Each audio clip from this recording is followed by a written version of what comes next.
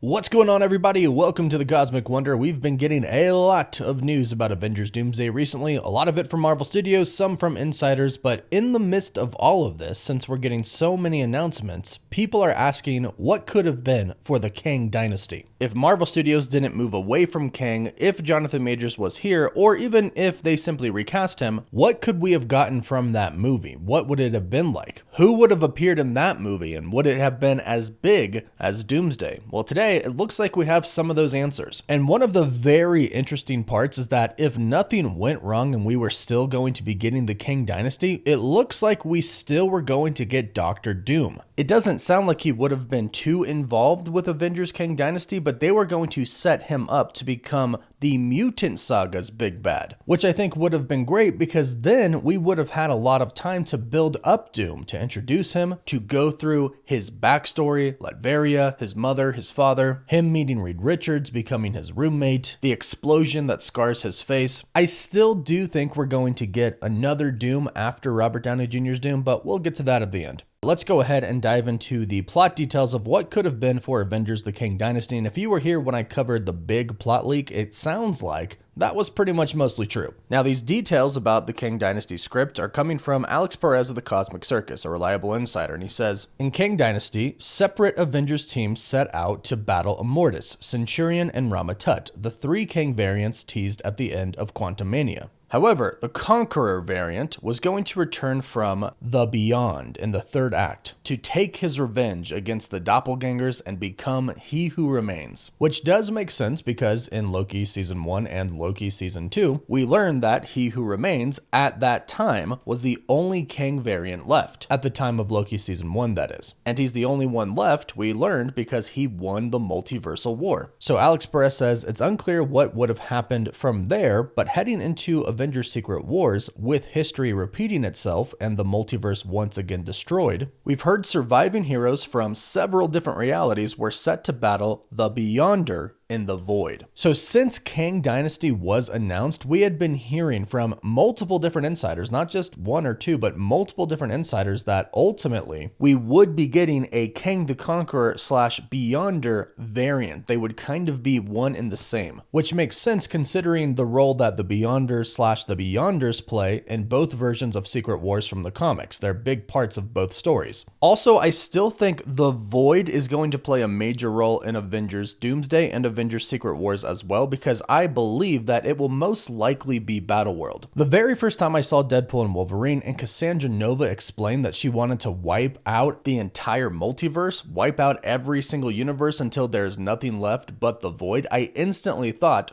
well, that's what's going to happen, and the Void is simply going to be Battleworld, because the Void is where the remnants of destroyed universes go, and that is essentially what Battleworld is. It's a collection of a bunch of different universes that have died. So I still think they're going to keep that part about the Void in Avengers Doomsday / Secret Wars, because it just makes sense. In fact, some heroes might even intentionally prune themselves or use Loki to get to the Void to survive the multiverse being destroyed. But continuing with Kang Dynasty plot details, Alex Perez says, it's said that Dr. Doom was never part of Marvel Studios' original plans for the two-part Multiverse Saga finale. Instead, he and others were to be revealed as being among those removed from the timeline by Kang to ensure they could thrive. However, once those variants had been defeated, Doom was teased as the evil they were trying to keep at bay with their actions. So the end of the Multiverse Saga would essentially have been the Avengers defeating the Council of Kangs, but revealing that Doom was an evil that even Kang wanted to keep away. Then that would have set up Dr. Doom to be the big bad of the next saga, which honestly, that would have been really cool. It would have been cool to see all of the variants of He Who Remains / Kang fight each other and the Avengers, and then at the end of it all, at the end of this huge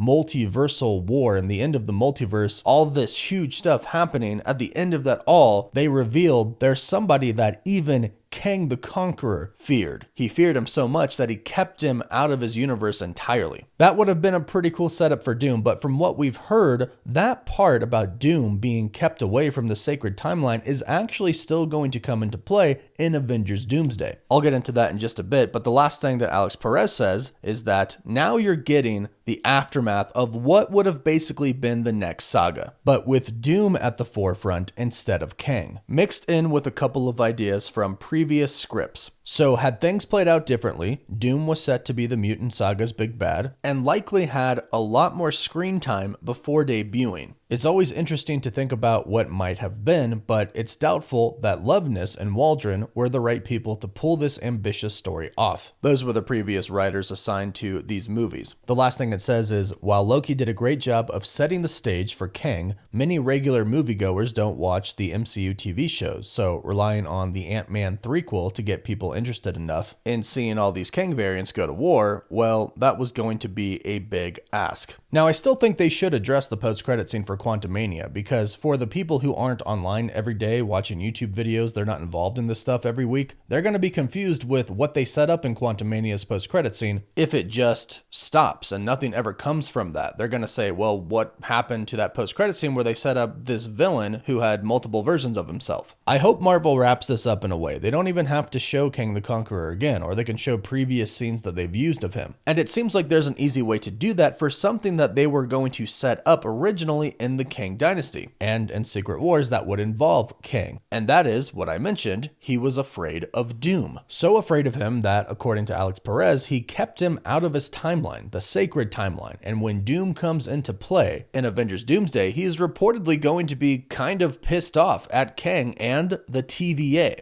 After Marvel Studios' huge announcement that they did the other day, Alex Perez revealed some details about Avengers Doomsday, and one thing he said about Doom's subplot is that, 1, Doom thinks he is the hero, hence new mask, same task. That same task believed to be saving everybody. But then he said, 2, he hates and blames Kang and the TVA. So everything that Kang was doing before with the TVA, creating the TVA and then having the TVA prune timelines and also secluding his own timeline like he said he did in Loki Season 1, Doom hates Kang for that. So maybe Marvel Studios might show us a little bit of closure for Kang if they show us Dr. Doom wiping out the Kangs, or at least mentioning it, that along his journey to the TVA, along his journey to the 616 universe to meet all of the other Avengers and the X-Men, he handled Kang and the variants. I'm hoping that's what happens because according to Alex Perez, the ending of Avengers Doomsday is essentially going to be at the TVA, like everything's going to go down at the TVA at the end. And from what he said before, Loki is what everybody is kind of seeking. Doom seeks to essentially dethrone Loki. And he says all roads lead to the TVA and there's going to be a full-on variant multiversal war erupting inside of the TVA at the end of the film. So it seems like Marvel Studios did a pretty decent job of kind of connecting our new script for Avengers Doomsday to the old one that was supposed to be Kang Dynasty originally. I do think it's a cool idea that Kang and Doom were afraid of each other, or Kang was afraid of Doom and Doom hated Kang for secluding him out of his timeline. That's a really cool idea. It also could explain why the X-Men were never in our timeline as well. Kang might have secluded them from the sacred timeline because he might have feared what they could do. So that would be a good explanation, and all in all, it does sound like this is all gonna make sense, which is really what I was worried about, and I think a lot of people were worried about as well, but now I have a lot of confidence in Marvel Studios and our new writers and directors, the Russo brothers. I think they're gonna be able to pull this off in a really excellent way. But would you have preferred the ending of Kang's story and the setup for Doom like they were originally going to do? Personally, I would have preferred that, but we are where we are, and I'll take what we can get. And I have faith and confidence that Doomsday is gonna be great, but let me know your thoughts in the comments down below. Don't forget to like this video and subscribe so you don't miss out on any of the latest MCU news, rumors, or leaks. You can also find us on Instagram, Twitter, and Facebook, and as always, thank you all so much for watching. Woof woof.